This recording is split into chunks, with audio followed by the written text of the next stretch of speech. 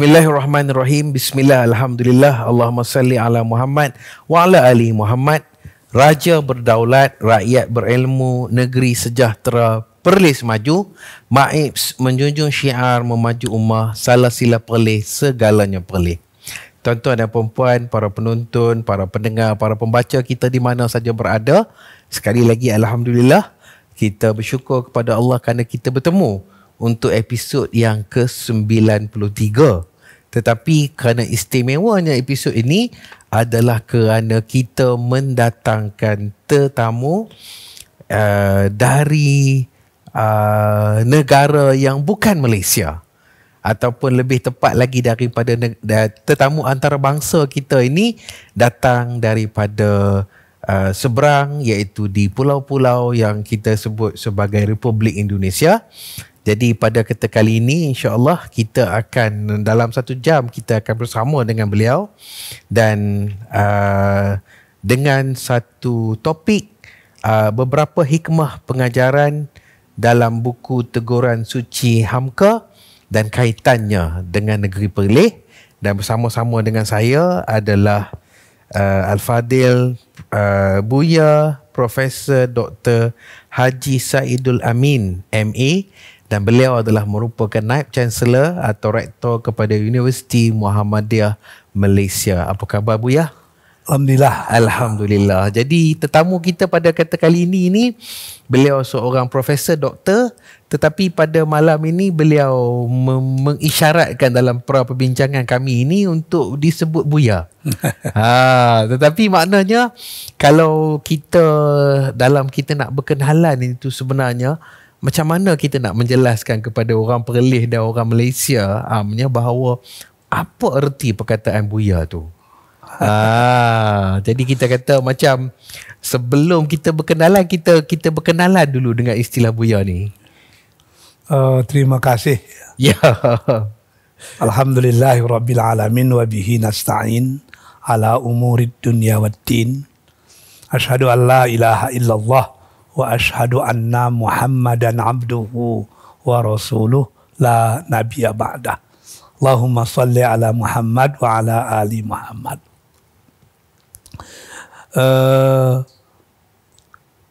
Kata-kata Buya, ya, seperti yang kita sama faham lah. Betul. Itu kan berasal dari bahasa Arab. Betul.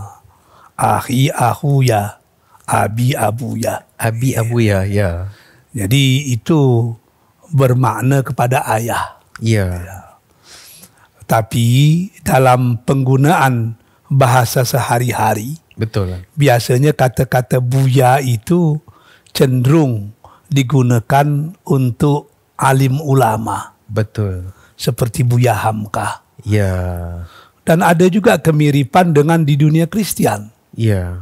Di dunia Kristian, pendeta mereka kadang-kadang dipanggil dengan Father. Betul. Ya.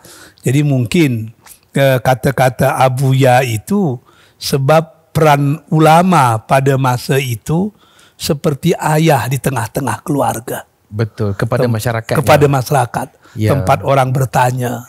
Tapi kelaziman ini atau amalan ini hanya berlaku bagi tempat-tempat di sekitar Sumatera. Sumatera biasanya. Dan berdekatan dengannya seperti Kepulauan Riau dan sebagainya. Betul. Ada juga di tempat-tempat lain di Jawa. Betul. Tapi lebih famous digunakan di Sumatera lah. Betul. Kalau di Jawa tu mungkin dia lain. Dia Kiai Haji. Kiai, ya betul. Kan? Kiai.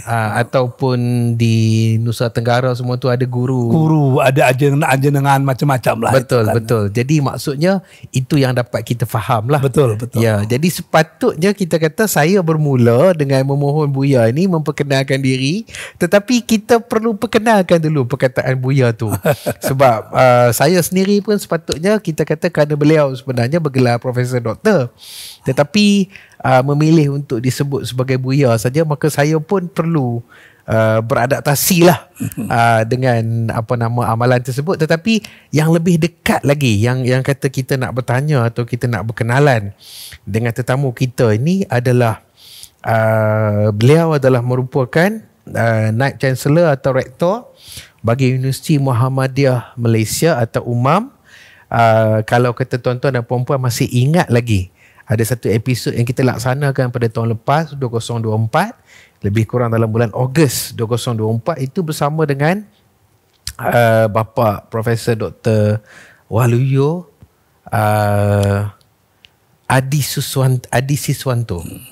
Saya pun perlu sebut, saya rasa betul, Bapa Dr. Profesor Waluyo Adi Siswanto. Beliau adalah rektor atau naib chancellor yang pertama. Maka sekarang ini Buya Saidul Amin ini menggantikan beliau menjadi naib chancellor yang kedua.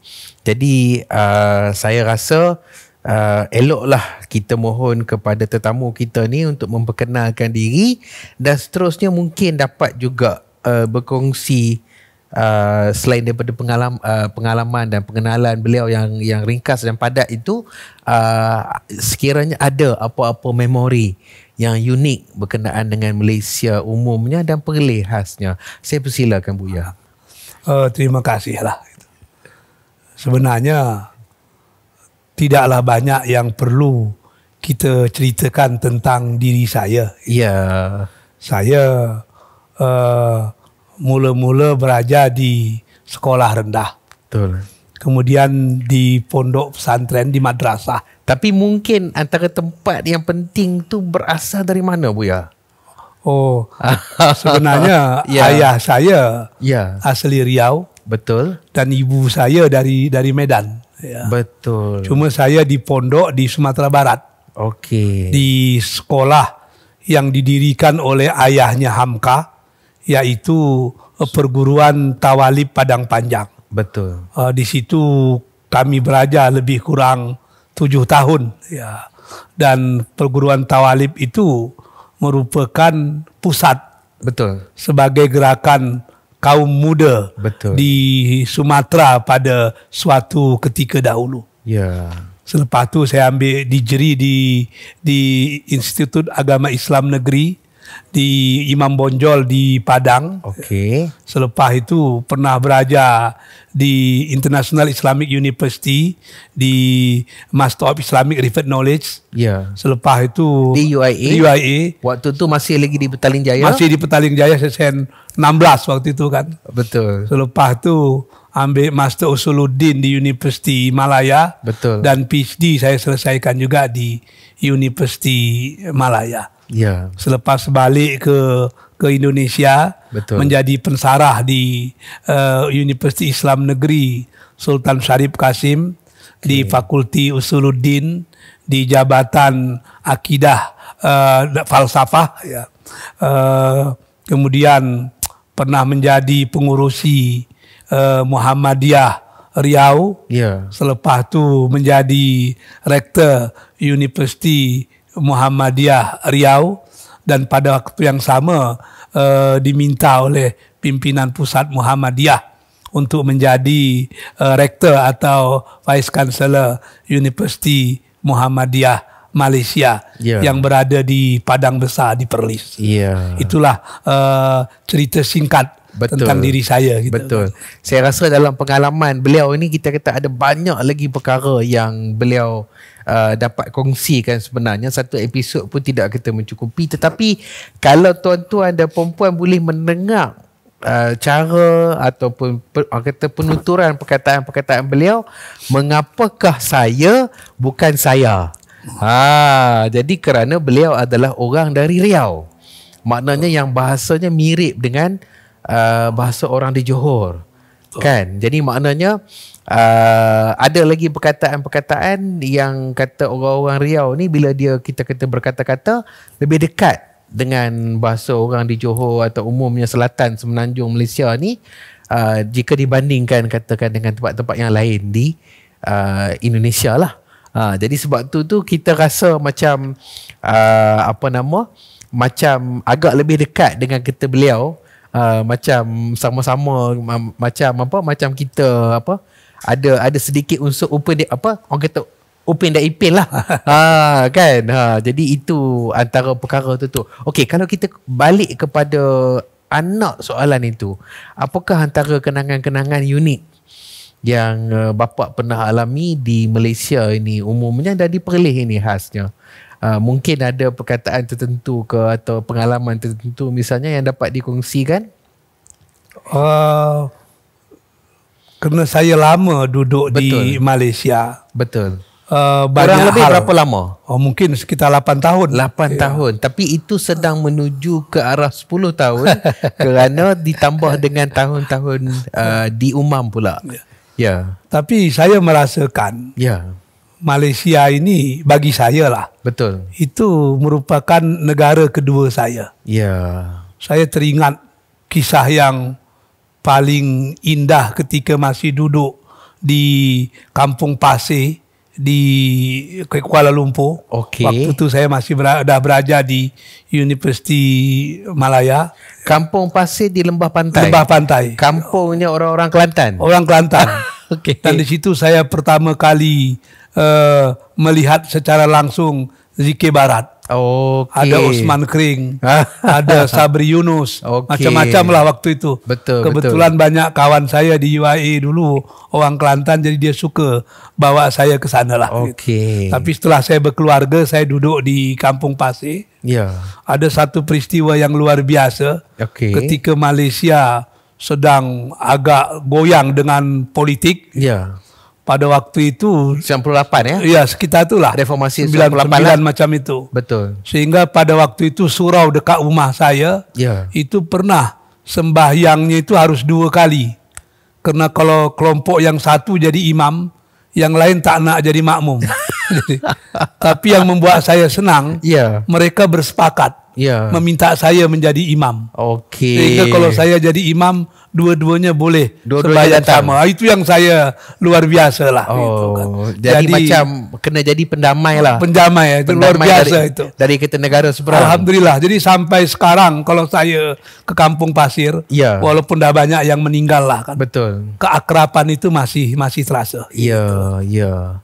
Kalau kita bicarakan Perlis ini, insya-Allah beliau sedang mengukir sejarah dan beliau sedang mengukir kenangan juga untuk kata negeri Perlis, tapi insya-Allah mungkin tidak semuanya kita akan ceritakan pada malam ni untuk kita kata memanggil lagi beliau.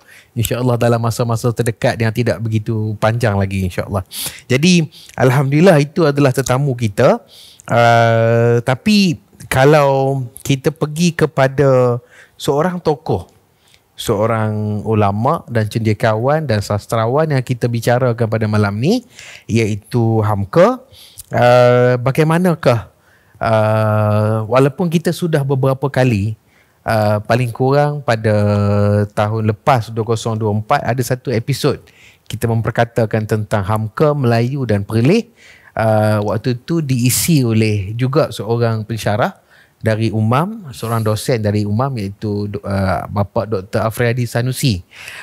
Tapi maksudnya kali ini pula kita nak memohon dari sudut pandang Buya, bagaimanakah kita dapat memperkenalkan Hamka, khususnya dalam konteks hubungan dua negara yang kita bertetangga berjiran, Malaysia dan juga Indonesia ni.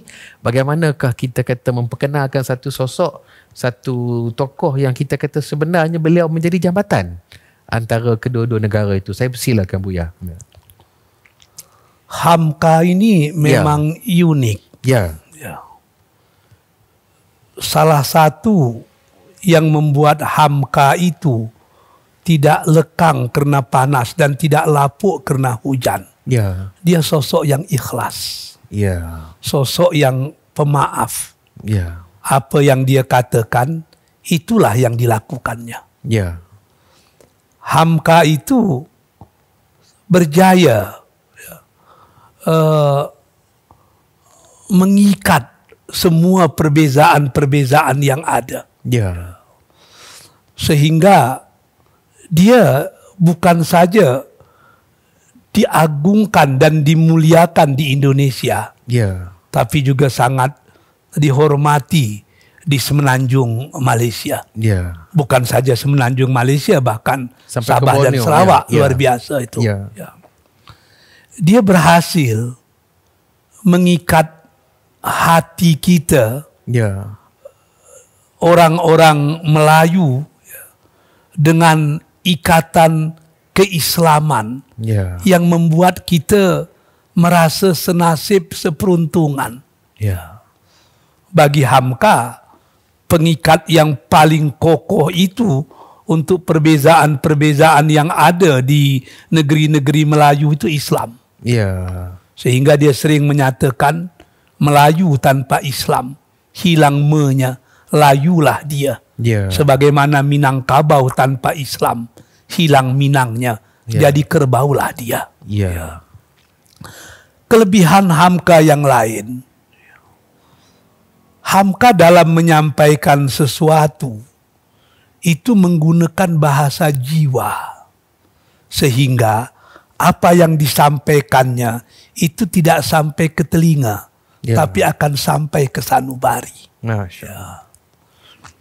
Seperti contoh buku yang akan kita bahas tentang teguran Hamka itu. Ya.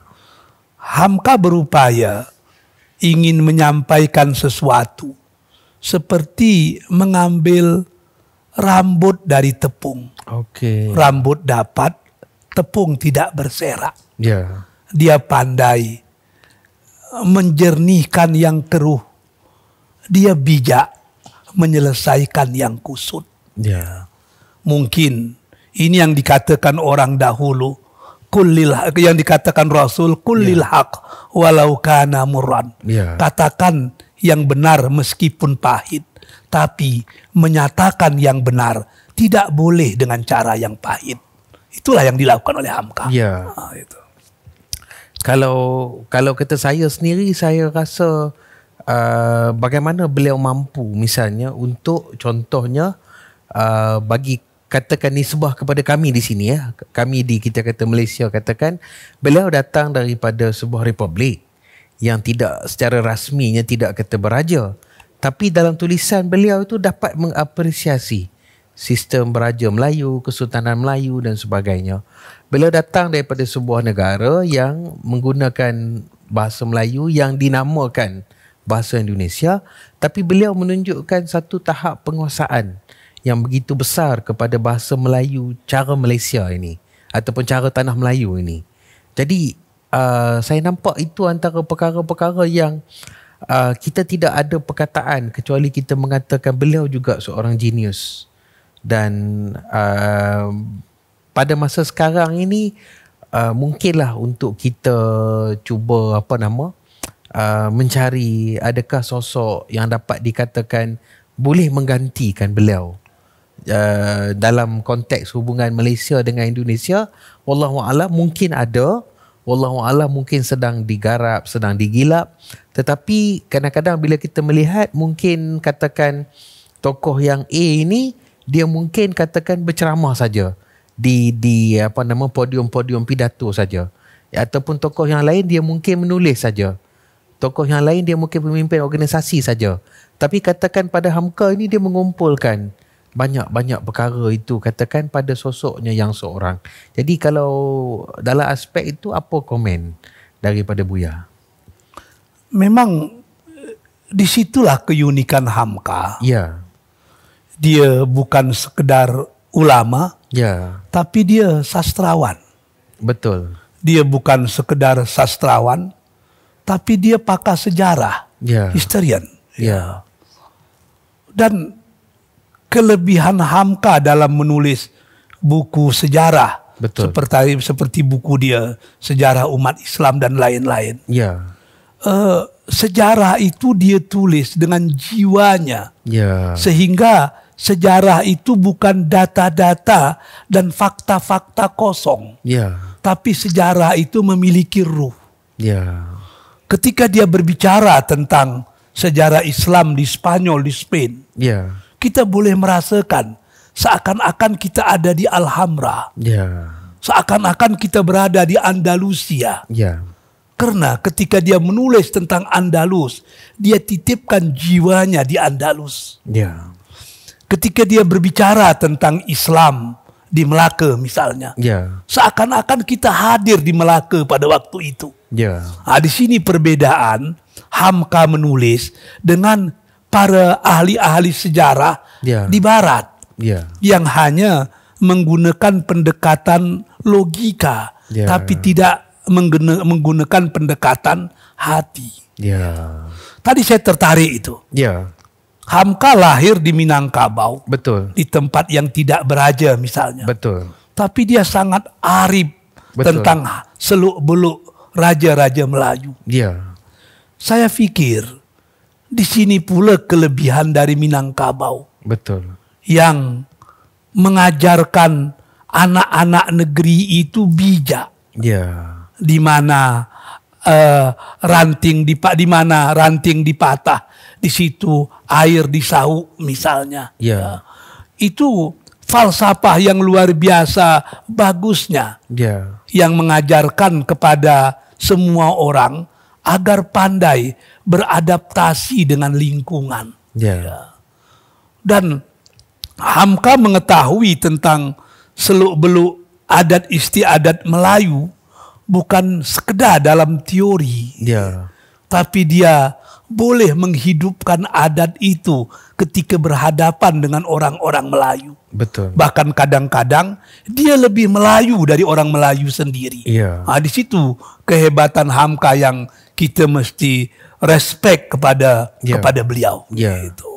Jadi itu yang kalau dilihat selain daripada pengetahuan yang bersifat teoritas itu, beliau juga katakan lama dikatakan Kesultanan Melayu di Sumatera Timur. Betul.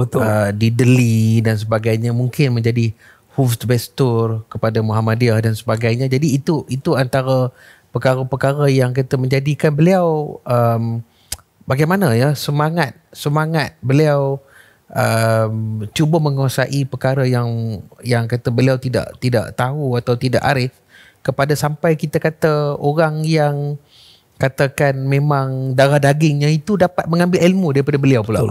Kan? Jadi itu antara perkara-perkara yang tanpa kita berlebihan orang kata pastinya, tapi maknanya kita makin dikaji, makin dilihat Hamka itu kadang-kadang akan terjumpa dimensi yang baru atau aspek yang baru.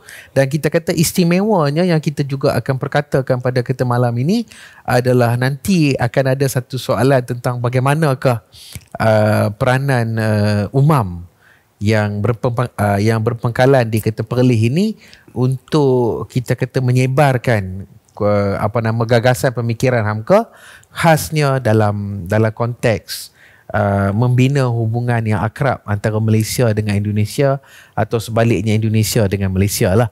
Tapi walau bagaimanapun kita seperti biasa kita ada satu segmen tetap iaitu Pelik Perlis, di mana kita akan perkenalkan satu perkataan Pelik Perlis, dan saya dipahamkan perkataan yang dicadangkan pada malam ini dia sangat sederhana tetapi ia juga merujuk kepada satu kenderaan yang banyak digunakan pada zaman Hamka, iaitu perkataan yang dimaksudkan adalah gerek. G-E-R-E-K, gerek. Ejaannya G, tetapi sebutannya gerek, macam rain sedikit, dan bermakna basikal ataupun di Indonesia disebut sepeda, kan? Jadi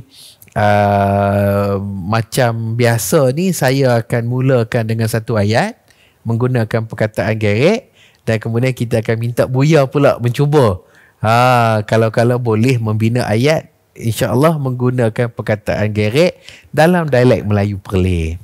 Okey, kalau saya cuba misalnya pada zaman dulu gerek lah yang banyak digunakan oleh orang-orang kampung sebelum adanya motosikal dan adanya kereta, ya. Ataupun terjemahan saya adalah pada zaman dahulu sebelum adanya kereta atau mobil ataupun kita kata motosikal, basikal lah yang banyak digunakan oleh orang di kampung-kampung di Perlis ini umumnya. Dan kalau kata gerek itu atau basikal itu dia model lama. Ada satu istilah lagi yang digunakan di Perlis, iaitu disebut gerek tua. berhenti kerana dia basikal model lama, basikal model sebelum Perang Dunia Kedua contohnya. Jadi itu disebut gerek-gerek tua lah. Ataupun macam di Perlis disebut gerek pelantak besar. Maksudnya kerana dia ada satu tempat macam suatu besi yang besar di bahagian belakang, itu boleh diduduki oleh orang yang kita kata bersama-sama mengendara tu, ataupun misalnya dia besar kerana boleh digunakan untuk membawa barang-barang, untuk membawa padi, membawa beras dan juga sebagainya, maka sebab itu platformnya besar kan. Jadi kalau kita nak persilakan Buya, mungkin ada ayat yang nak dibina menggunakan gerek misalnya. Oh, ini menarik ini. Ya. Sebab sebenarnya selain gerek, itu di Indonesia ada sepeda, basikal, tapi ada bahasa lama lagi sebetulnya. Lereng. Betul. Lereng itu juga dulu orang Melayu pakai lereng juga. Betul. Jadi kalau saya ingat zaman bapa saya dulu, disebutkan ada satu istilah yang dipakai oleh orang Melayu, kereta lereng. Betul, lereng. Betul. Oh, jadi maknanya sama juga di Riau. Lereng juga itu. Okey. Itu bahasa Melayu lama tu. Betul. Gitu. Jadi gerek, sepeda, basikal, lereng. Betul. Atau kereta lereng. Betul. Jadi banyak para ustaz pergi ke surau menggunakan gerek. Gitu. Zaman dulu lah. Ataupun tempo dulu lah. Tempo dulu gitu. Betul. Kan. Maksudnya pada zaman klasik gitu. Betul. Jadi ada seorang daripada da'i pada zaman dulu tu, dia mengayuh basikal untuk pergi berdakwah, pergi mengajar dan juga sebagainya. Namanya Allahyarham Haji Mukhtar bin Haji Ismail. Beliau ini tamatan dari Delhi, India. Tapi waktu tu bila dia kita menggunakan basikal itu, dia kita berdakwah dengan menaiki basikal itu pergi ke masjid, pergi ke surau, pergi ke apa sebagainya, maka dia disebut sebagai Haji Lengkong.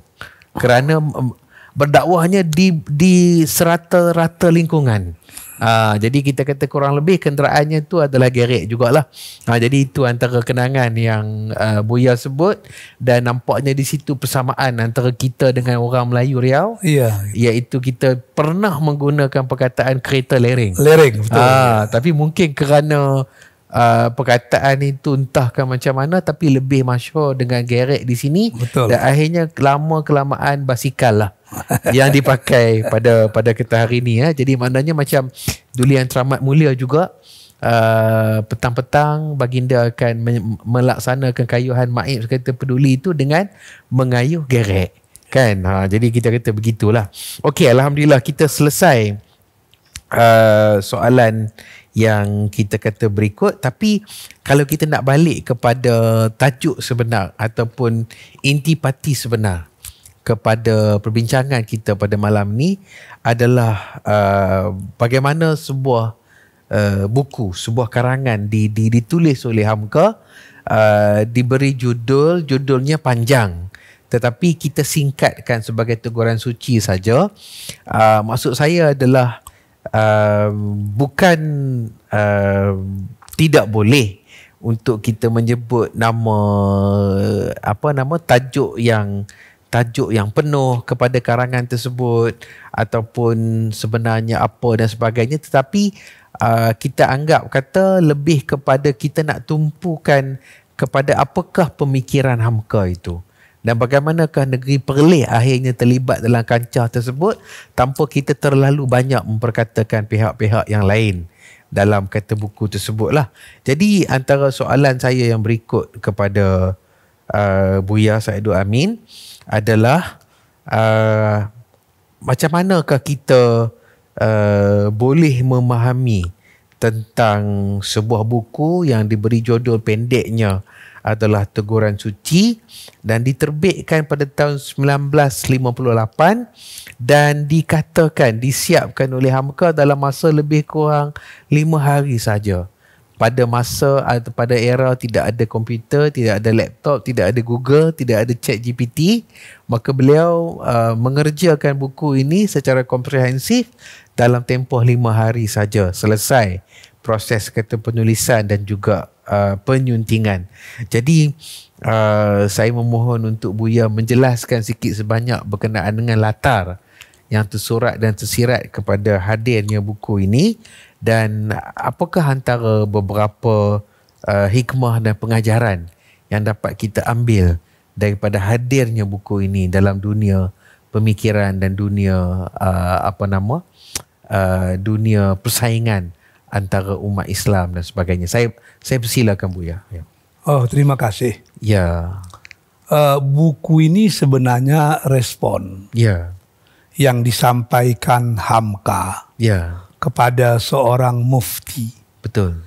Tanpa harus merendahkan mufti tersebut. Ya. Sebab dalam Islam, mufti itu pada posisi yang sangat mulia. Sebab mufti adalah orang yang memiliki authority untuk mengeluarkan fatwa. Akan tetapi, seperti ada kaedah yang menyatakan mereka laki-laki dan kita juga laki-laki. Umur rijal wa nahnur rijal. Bahwa sesungguhnya tidak ada orang yang sempurna, termasuk juga mufti. Ada kalanya informasi yang didapatkan mufti itu tidak utuh, sehingga dia mengeluarkan fatwa yang tidak semestinya. Oleh sebab itu, ketika seorang mufti itu menyampaikan fatwa yang sesungguhnya bercanggah dengan realiti, maka kewajiban kitalah untuk meluruskannya. Meluruskan bukan bermakna merendahkan, tapi memberikan jawaban yang semestinya agar hal itu tidak dhallu fa'adhallu, tidak sesat dan menyesatkan. Contohnya yang dibicarakan pada waktu itu adalah tentang kaum tua dan kaum muda. Lalu kaum tua dan kaum muda yang ada di Sumatera dan ada yang ada di Semenanjung, khususnya di Perlis, di Penang, itu disamakan dengan kaum muda yang ada di Turki. Turki muda. Turki muda. Padahal definisi kaum muda di Turki itu, sepengetahuan saya, boleh dibagi kepada 3 kriteria. Ada gerakan Turki muda itu yang ingin mengembalikan Turki kepada Turki yang asal. Turki sebelum Islam. Turki yang pada waktu itu dia merupakan ibu kota dari Rom Timur. Yang memiliki kekuasaan yang luar biasa. Sehingga kalau Turki itu mau bagus, dia harus kembali ke asal Turki yang sesungguhnya. Yang kedua, ada kelompok Turki muda yang mereka itu silau dengan kemajuan Barat. Sehingga kalau Turki itu mau maju, dia mesti mencontoh Barat 100%. Sehingga apa yang dilakukan oleh Barat, itulah sesungguhnya kemajuan. Yang ketiga, termasuk kelompok kaum muda di Turki adalah ini kelompok Islam yang ingin mengembalikan Turki kepada pelukan Islam. Sebab Turki itu besar ketika Islam sudah merupakan bahagian yang tak terpisahkan daripada Turki. Dia bukan lagi bahagian dari Rum, dia bukan lagi bahagian dari Barat, tapi Islam di Turki itu punya identiti tersendiri. Lalu mufti tadi tidak melihat ketiga unsur itu. Tapi dia memandang Turki yang muda itu adalah Turki yang sudah silau kepada Barat. Lalu disamakanlah gerakan kaum muda yang ada di Perlis, di Penang, di Sumatera dengan kaum muda yang ada di Turki Ya. yang memang sudah dipengaruhi oleh Barat. Ya. Tentu ini berbeza. Betul. Gerakan kaum muda yang ada di Sumatera dan di Semenanjung Ya. itu punya slogan yang luar biasa, yaitu rujuk ilal Quran was sunnah, Ya. tajdid dan islah. Betul. Andai kata itu menyangkut masalah-masalah usuluddin, kita rujuk ilal Quran was sunnah. Kalau itu menyangkut masalah ibadah, al aslu fil ibadah al ittiba wa tauqib, strictly follow the Ya. instruction. Ya. Tapi andai kata itu menyangkut masalah muamalah, maka berlakulah kaedah al aslu fil asya al ibahah. Maka pada dataran ini akal, pikiran diberikan keluasan untuk berijtihad. Andai kata itu bukan menyangkut masalah usuluddin. Ya. Jadi berbeza kaum muda yang ada di Sumatera dan di Perlis serta di Penang Ya. dengan kaum muda yang ada di Turki. Betul. Ini yang diluruskan oleh Hamka. Okey. Pada sisi yang lain, Ya. ada juga yang menyatakan di situ bahwasanya kaum muda ini amyal, influence oleh komunis. Ya, itu tentu berbeza. Ya. Sebab kaum muda ini orang yang betul-betul ingin menjadikan Al-Quran dan Sunnah sebagai rujukan.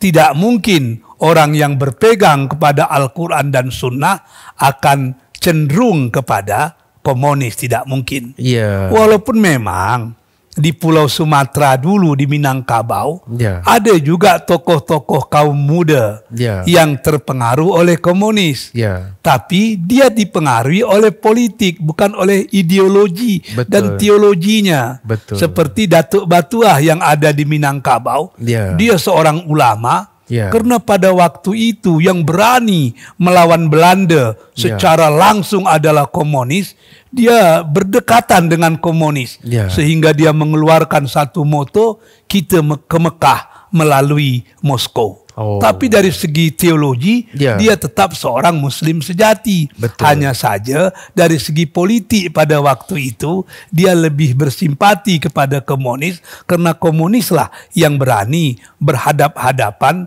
melawan Belanda ketika itu. Ya. Tapi secara khusus maka sesungguhnya tidak ada kaum muda yang berideologi komunis. Betul. Kaum muda dalam arti kata yang ada di Semenanjung maupun yang ada di Pulau Sumatera. Betul. Itu.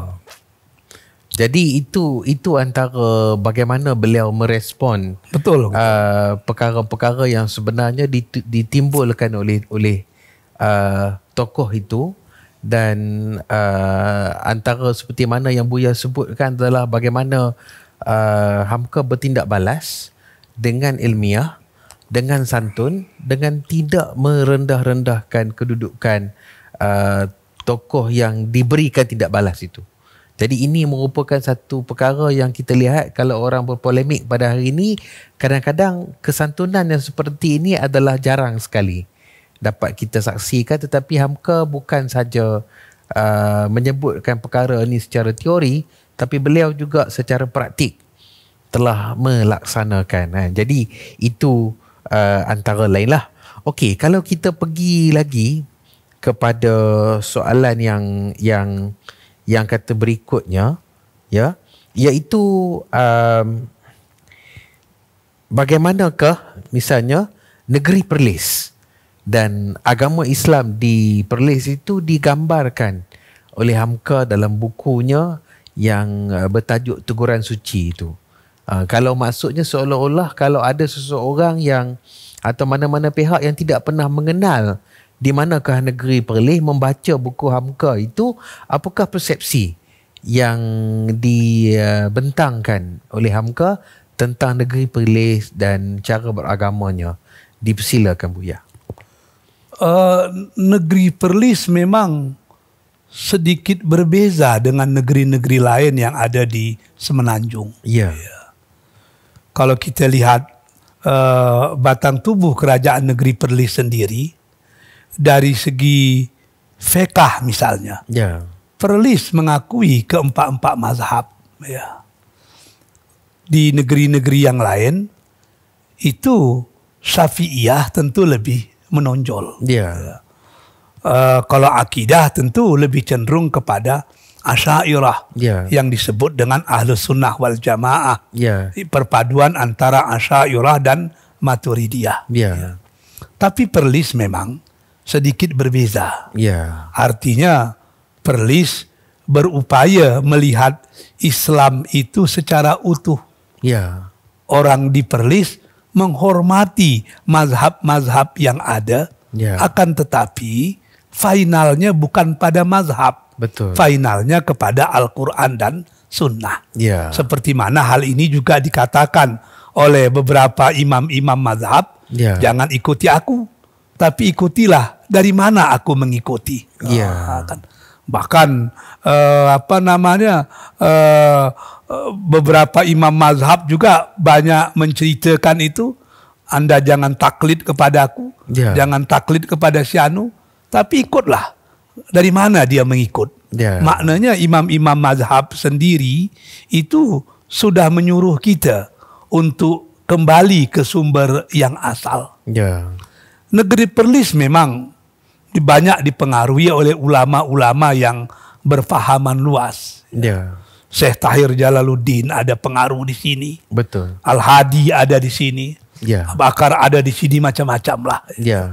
Sehingga memang pemahaman keagamaan yang ada di Perlis itu dekat sekali dengan pemahaman keagamaan kaum muda yang ada di Sumatera dan gerakan Muhammadiyah yang ada di Jawa. Ya. Sehingga saya sendiri kalau sembahyang di masjid-masjid di negeri Perlis, Ya. itu seperti sembahyang di kampung kami sendiri. Betul.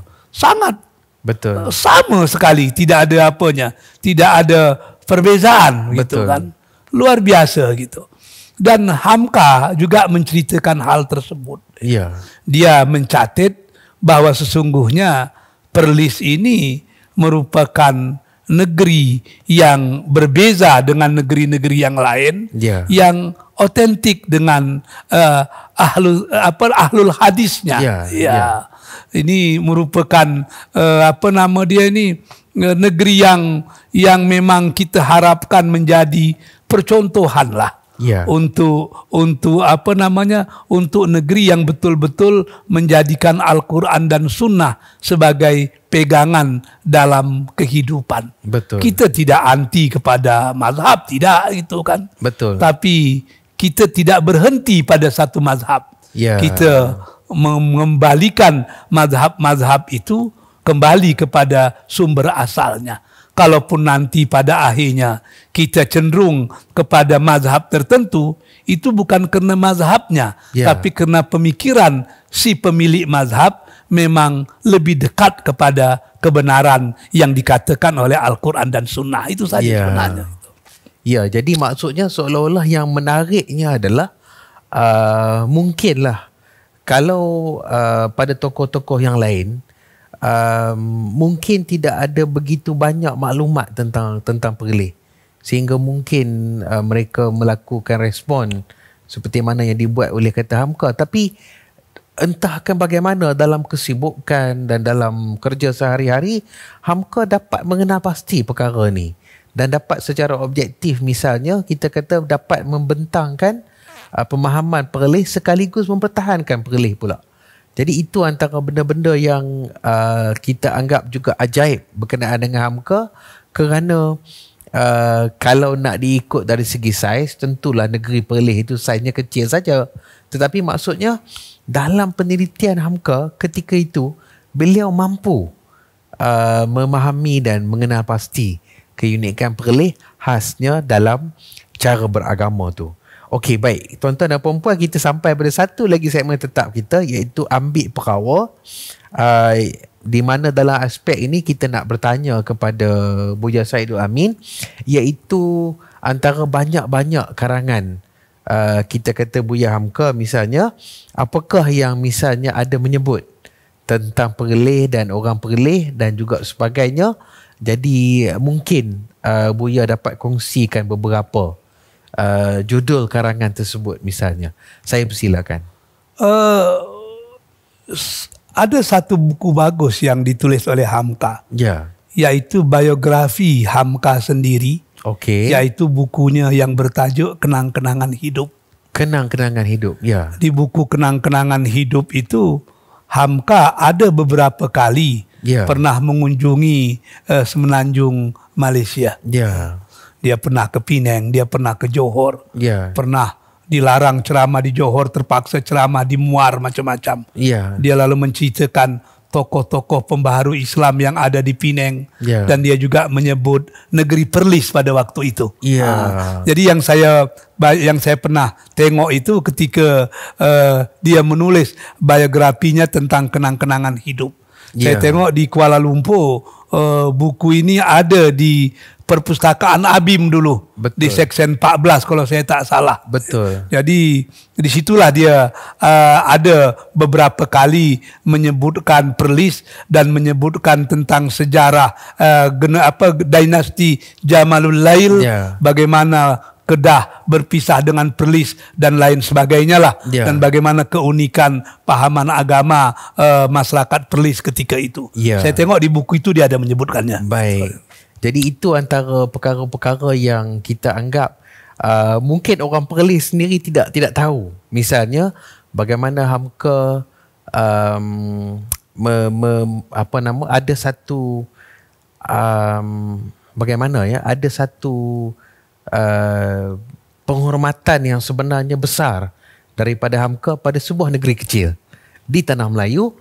Dan juga kita kata bagaimana beliau misalnya dapat menapis segala maklumat dan dapat mendudukkan perkara berkenaan dengan negeri Perlis ini dan sejarahnya dan juga agamanya secara objektif dalam tulisan-tulisan beliau.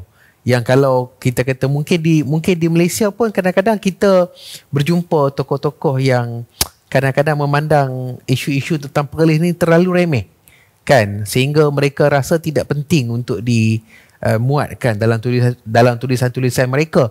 Tapi Hamka tidak kata begitu, ya, dan beliau dapat kita kata menghargai kekuatan Perlis yang ada seperti mana yang disebutkan oleh Buya tadi dalam bukunya Kenang-kenangan Hidup.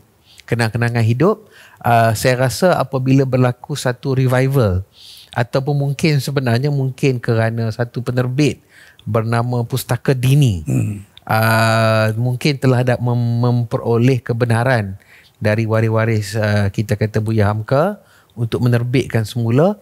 Saya rasa Pustaka Dini pernah menerbitkan Kenang-kenangan Hidup ini dalam sampul atau dalam cover kulit berwarna hijau, tak silap saya, ya.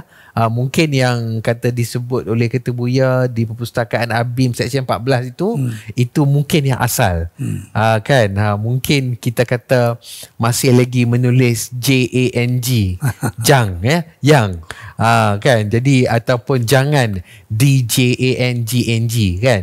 Jadi mungkin itulah kita kata yang disebutkan, tapi insya-Allah dapat kita perdalamkan lagi, ya. Okey, kalau kita nak sambung lagi soalan-soalan kita, kembali memfokus kepada ulama Perlis yang dimaksudkan oleh buku Teguran Suci oleh Hamka ini, bagaimanakah pendekatan Hamka dalam membela tokoh ulama dari Perlis ini? Saya persilakan Buya. Hamka menganggap, ya, ulama-ulama yang seidea dengan dia, ya, khususnya yang ada di Perlis itu, ya, adalah saudaranya. Betul.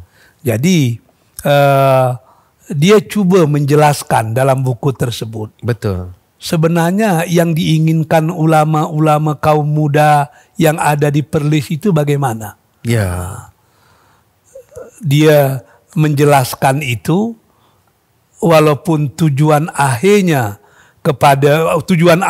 kepada mufti tadi, akan tetapi sesungguhnya Hamka ingin menjelaskan kepada kita semua, bahwa paham keagamaan mereka seperti ini.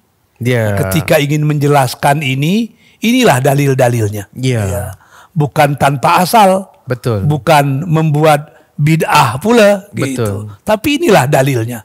Ya. Berdasarkan dalil-dalil itu, dia menyoroti bahwa sesungguhnya sakwa sangka yang disampaikan oleh mufti tersebut tidaklah pada tempatnya. Betul. Sebab kalau kita mau jujur, sebetulnya pahaman keagamaan tokoh-tokoh pembaharu yang ada di Pineng dan yang ada di Perlis itu sebenarnya tidaklah jauh berbeza dengan pahaman keagamaan yang ada pada diri Hamka. Sebab kalau kita menyauk dari ajaran yang sama, tentu hasilnya juga pasti akan sama. Jadi itu antara cara yang ada lah. Tapi kalau kita lihat balik, misalnya Hamka juga telah menunjukkan beliau juga bersikap, kita kata, objektif. Dalam erti kata bukan membela sebarang membela, bukan kepada sosok tubuh ulama tersebut, tetapi lebih kepada pemikiran beliau. Kerana mungkin sebagai manusia, mungkin juga seorang manusia itu, seorang individu, seorang tokoh, seorang ulama ataupun siapa juga dia itu, mungkin juga boleh tergelincir. Mungkin juga sebenarnya antara pemilihan kata dan pendekatan, dia boleh memilih yang lebih baik misalnya. Tetapi Hamka tidak larut kepada unsur-unsur seperti itu, tapi beliau pergi kepada pemikiran ulama-ulama Perlis itu, dan yang paling penting ialah apabila pemikiran tersebut telah dipastikan selaras, berharmoni dengan firman Allah dalam Al-Quran dan juga sabda Nabi dalam sunnah yang sahih lah. Okey, jadi sekarang ini kita sampai lagi kepada satu soalan yang saya rasa juga penting sebab ia mencerminkan realiti kita pada hari ini. Sebagai Naib Chancellor atau Rektor yang kedua kepada Universiti Muhammadiyah Malaysia, UMAM, maka bagaimanakah dapat kita sebutkan bahawa bagaimana pemikiran Hamka mempengaruhi hala tuju UMAM daripada dulu sehingga kini, dan apabila wawasan-wawasan dan pemikiran Hamka itu memang dihargai oleh UMAM misalnya, apakah antara program yang telah dan sedang dan akan dilaksanakan dalam konteks UMAM ini yang telah memilih negeri Perlis sebagai pusat operasinya? Saya persilakan. Dia macam ni. Muhammadiyah itu memiliki banyak matahari. Betul. Sehingga ada satu buku yang ditulis bertajuk Matahari-Matahari Muhammadiyah. Maksud dari buku itu menceritakan banyak sebenarnya tokoh-tokoh sentral yang ada di Muhammadiyah. Betul. Akan tetapi dari sekian banyak tokoh-tokoh sentral itu, Hamka memang memiliki tempat yang khusus. Betul. Hamka has a special place in our heart. Ada beberapa pendekatan yang dilakukan Hamka itu yang sejalan dengan apa yang kita guna pakai di UMAM pada hari ini. Seperti kita ketahui, Muhammadiyah itu mencerdaskan dan mencerahkan. Muhammadiyah itu dari umat untuk semesta. Sebab kita terikat dengan apa yang dikatakan Allah, wa ma arsalnaka illa rahmatan lil alamin. Kalau orang Perlis hanya untuk kejayaan Perlis, kita belum lagi rahmatan lil alamin. Betul. Akan tetapi bagaimana perkembangan Islam di Perlis, masyarakat Perlis ini menjadi rahmat bagi alam semesta. Itulah sesungguhnya misi Islam. Muhammadiyah juga demikian. Pada muktamar yang lalu, Muhammadiyah, muktamar Muhammadiyah yang lalu itu, ada satu pemikiran baru di Muhammadiyah yang kita kenal dengan internasionalisasi Muhammadiyah. Muhammadiyah punya puluhan juta ahli, Betul. punya 163 universiti, punya puluhan ribu sekolah, Betul. punya puluhan ribu masjid dan macam-macam. Betul. Tapi itu tertumpu di Indonesia. Betul. Kalau macam itu, kita belum lagi menjadi rahmatan lil alamin. Ya. Oleh karena itu Muhammadiyah mencuba bagaimana kita memiliki impact untuk negara-negara yang lain. Ya. Maka kita membuat beberapa sekolah di luar negara yang sekarang telah ada itu di Melbourne, Australia. Betul. Muhammadiyah Australian College itu, ya, itu college lah. Kemudian kita juga mencuba peruntungan untuk membuat universiti di luar Indonesia. Betul. Kita sudah survei, sudah cari tempat-tempat yang sesuai. Ya. Akan tetapi pilihan kita pada waktu itu adalah Perlis. Ya. Di samping ada kedekatan ideologi, juga ada banyak persamaan di antara Muhammadiyah dengan Perlis. Pada sisi yang lain, kita juga mengucapkan hormat, tabi, dan terima kasih yang sangat dalam kepada Tuanku Raja Muda Perlis yang memang berkenan menerima Muhammadiyah untuk bertapak di negeri yang kita cintai ini.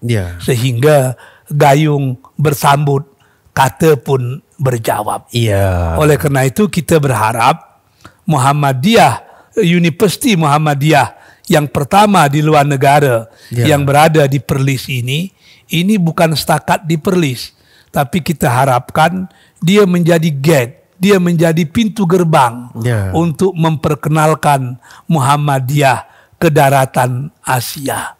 Sehingga kita harapkan UMAM itu menjadi gate untuk memperkenalkan Muhammadiyah kepada negara-negara Asia Tenggara.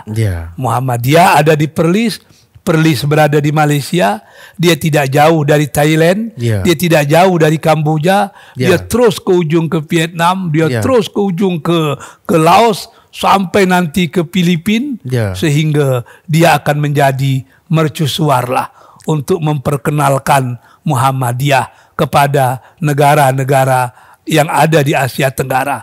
Dan itu juga kita harapkan tidak setakat sampai di situ. Kita berharap suatu saat nanti UMAM juga menjadi jendela Muhammadiyah untuk Asia. Ini yang kita katakan sekarang. Muhammadiyah itu bukan lagi dari umat untuk bangsa, tapi Muhammadiyah itu, tapi UMAM itu dari Muhammadiyah untuk semesta, untuk dunia.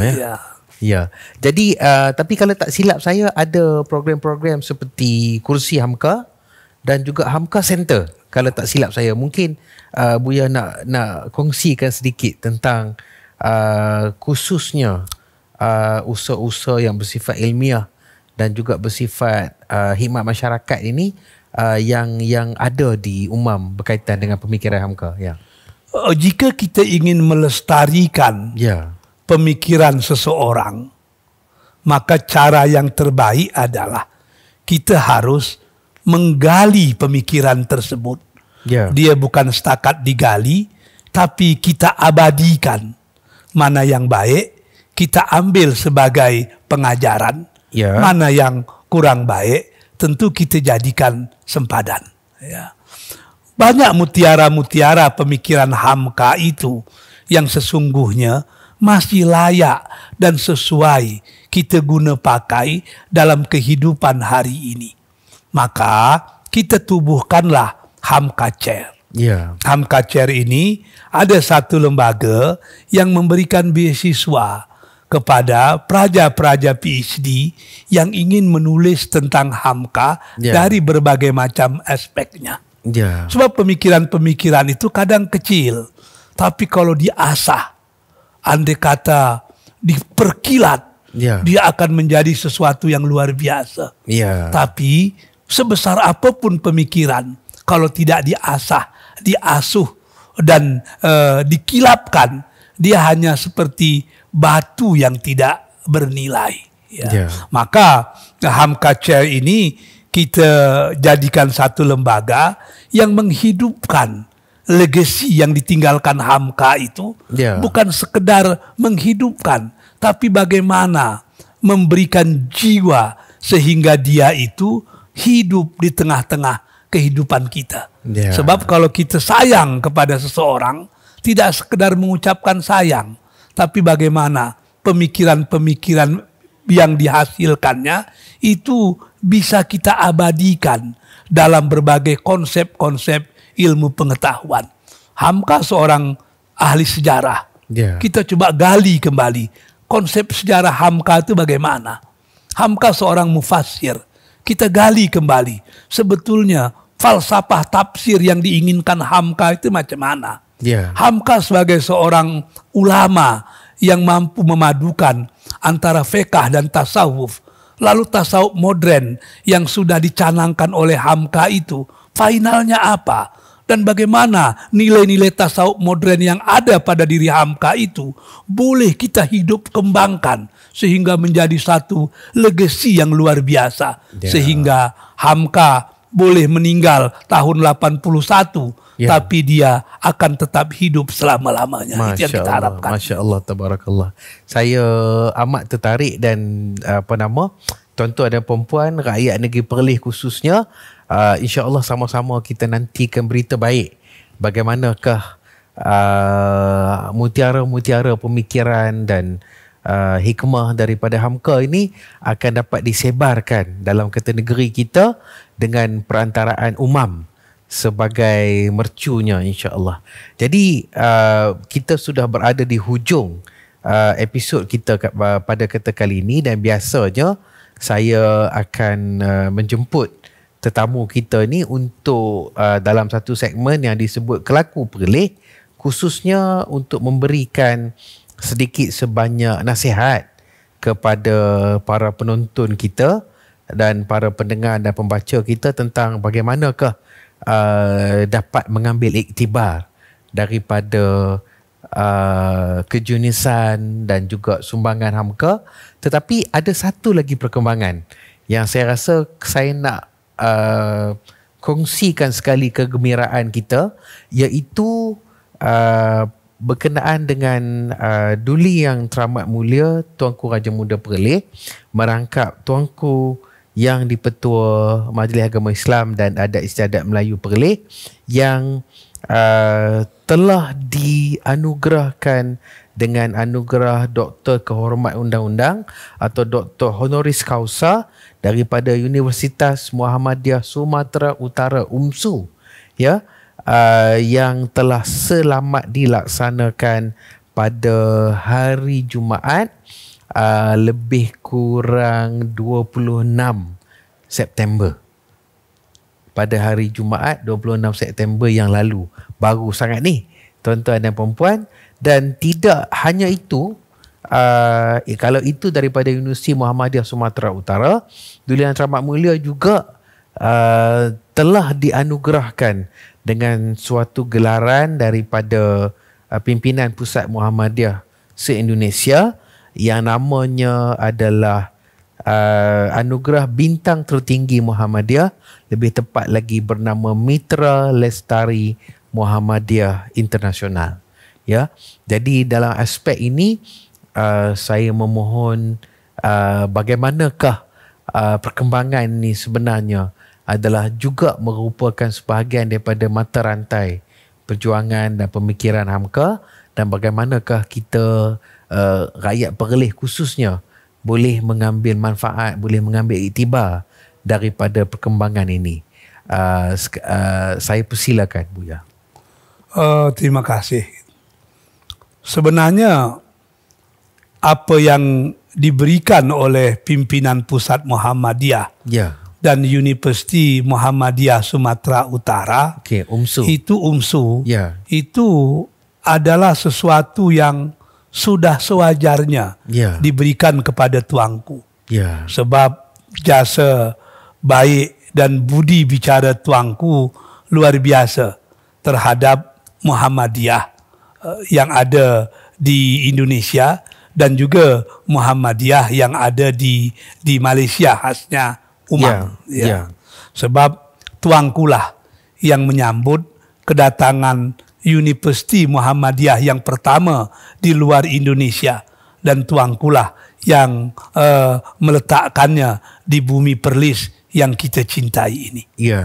Pada sisi lain, Universiti Muhammadiyah Sumatera Utara UMSU ini merupakan salah satu Universiti Muhammadiyah yang tertua, yang didirikan sekitar tahun 55-56. Betul.